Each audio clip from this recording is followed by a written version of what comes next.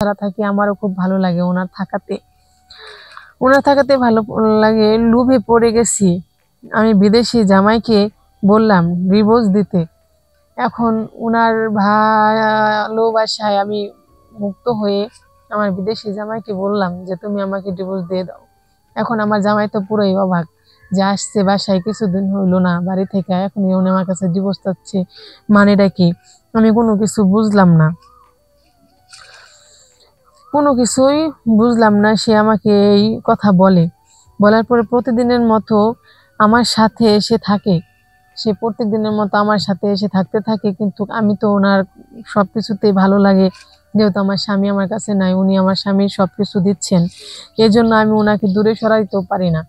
লোভে পড়ে আমি আমার বিদেশি জামাইকে বারবার বললাম যে তুমি আমাকে ডিভোর্স দাও, কিন্তু উনি কোনোভাবেই রাজি হন না যে সে আমাকে ডিভোর্স দিবেন। এটা নিয়ে ওটা নিয়ে কথায় ডিভোর্সের দেওয়ার পর আমি বাড়িওয়ালার ছেলের আমাকে বিয়ে করলো, এই কথা আমার মাথায় ঢুকলো। কিন্তু আমি কখনো ভাবি নাই যে বাড়িওয়ালার ছেলে কখনো আমাকে বিয়ে করবে না।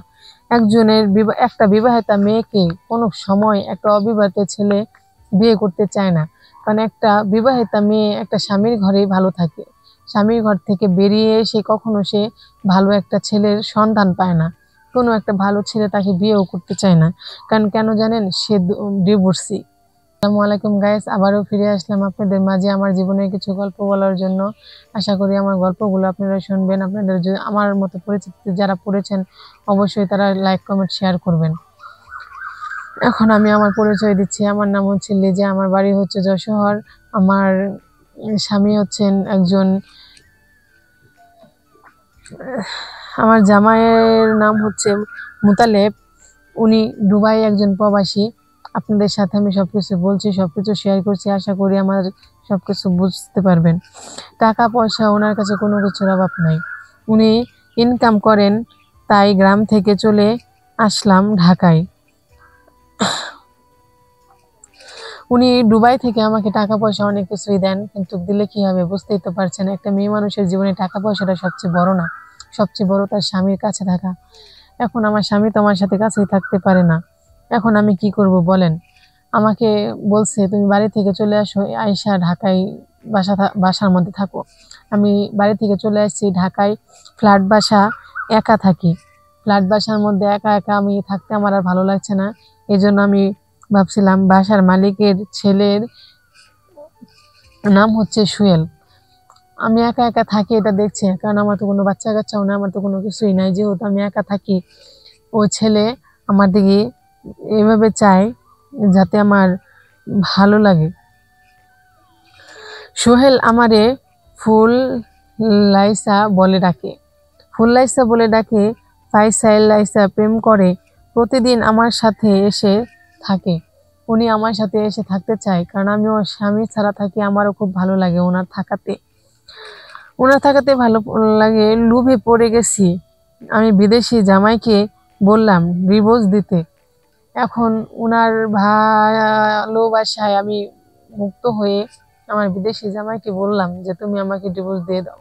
এখন আমার জামাই তো পুরোই অবাক যে আসছে বাসায়, কিছুদিন হইলো না বাড়ি থেকে, এখন উনি আমার কাছে ডিভোর্স চাচ্ছে, মানেটা কি? আমি কোনো কিছু বুঝলাম না, কোনো কিছুই বুঝলাম না। সে আমাকে এই কথা বলার পরে প্রতিদিনের মতো আমার সাথে এসে থাকে। সে প্রত্যেকদিনের মতো আমার সাথে এসে থাকতে থাকে, কিন্তু আমি তো ওনার সবকিছুতেই ভালো লাগে, যেহেতু আমার স্বামী আমার কাছে নাই, উনি আমার স্বামীর সবকিছু দিচ্ছেন, এজন্য আমি ওনাকে দূরে সরাইতেও পারি না।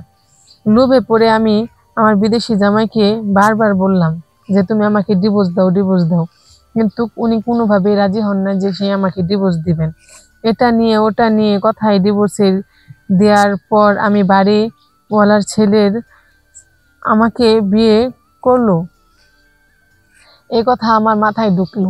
কিন্তু আমি কখনো ভাবি নাই যে বাড়িওয়ালার ছেলে কখনো আমাকে বিয়ে করবে না। একটা বিবাহিতা মেয়েকে কোনো সময় একটা অবিবাহিত ছেলে বিয়ে করতে চায় না, কারণ একটা বিবাহিতা মেয়ে একটা স্বামীর ঘরেই ভালো থাকে। স্বামীর ঘর থেকে বেরিয়ে এসে কখনো সে ভালো একটা ছেলের সন্ধান পায় না, কোনো একটা ভালো ছেলে তাকে বিয়েও করতে চায় না। কারণ কেন জানেন? সে ডিভোর্সি। এটাই তার অপরাধ।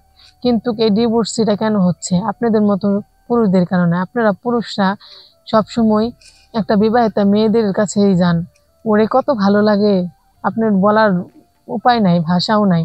এত ভালো লাগার মানুষটা পরবর্তী কি করে আপনার অপছন্দের হয়ে যায় ওই সংসারটা ভাঙার পর। কিন্তু আমরা মেয়েরা সবসময় এখানে ভুল করি, একটা পরকীয়ার জন্য আমরা নিজের স্বামীকে, নিজের সংসারকে অবহেলা করি। বলি যে এই তুই গেলে অনেক ভালো ভালো ছেলেরা আমাদের জীবনে আসবে, কিন্তু এটা আশা না, কাল হয়ে আসা। সুখের কোনো ছায়া ওনারা আমাদেরকে দেখাতে পারেন না, দুঃখের ছায়াটাই বেশি দেখান। কিন্তু এটা আমার ক্ষেত্রে হয়েছে, আমি এটা ভুল করছি, অনেক অন্যায় করছি, এটা আপনারা জানেন। এখন জানাইলাম আপনাদের মাঝে আমি। আপনারা আমার মতো এরকম ভুল কোনো সময় ভুল ত্রুটি করবেন না, আপনাদের অনুরোধ করে আমি বলছি। আপনারা সবসময় স্বামীর খেয়ালে থাকেন। যেসব আপুরা স্বামীর ঘরে আছেন, স্বামী একটু খারাপ হলেও ওনাকে মানিয়ে নেওয়ার চেষ্টা করেন, ভালো করার চেষ্টা করেন। আর পরকীয়ায় লিপ্ত হয়েন না যে তুই বেটা গেলে অনেক ভালো ভালো ছেলে আসবে। না রে ভাই, আমাদের ডিভোর্সি মেয়েদের জন্য কোনো ভালো ছেলে আসে না। সবসময় আমাদের ভোগ করার জন্য ছেলেরা আসে, মিষ্টি মিষ্টি কথা বলে আর আমাদেরকে ভোগ করে। কিন্তু বিয়ে করতে বলো, দেখবা কেউ কখনো বিয়ে করবে না। এক পা আগালে 3 পা পিছিয়ে যাবে। যে তুমি কেমনে ওনার সাথে বিয়ের সম্পর্ক বাঁধতে চাও, কেমনে বিশ্বাস করো যে ও তোমাকে বিয়ে করবে? আমার মতো ভুল তোমরা কেউ আপুরা করো না, আমি তোমাদের কাছে অনুরোধ করি। আর আমি তোমাদেরকে এটা বলছি এটার জন্যই, কারণ আমি যে ভুলটা করছি এই ভুলটা তোমরা কেউ করো না। যার সামনে তোমাদের এই ভিডিওটা যাবে তারাই তোমরা অনেকজনকে শেয়ার, কপি লিঙ্ক এবং কি ইনবক্সে সবকিছু দিয়ে দাও, যাতে তোমার ধারাতে ওনারা সবাই এই ভিডিওটা দেখতে পারে আর আমার মতো ক্ষতিগ্রস্ত না হয়। ওনারা যাতে সুস্থ থাকে, সফল থাকে, নিজেরা সবসময় সতর্ক হয়ে থাকে, নিজের স্বামীর সংসারকে চিনতে পারে, করতে পারে, অন্য অন্য ছেলেদের কাছ থেকে ওরা যাতে দূরে থাকতে পারে। আমার মতো হোক এরকম আমি কাউকে চাই না। এখানে আমি শেষ করছি। খোদা হাফেজ।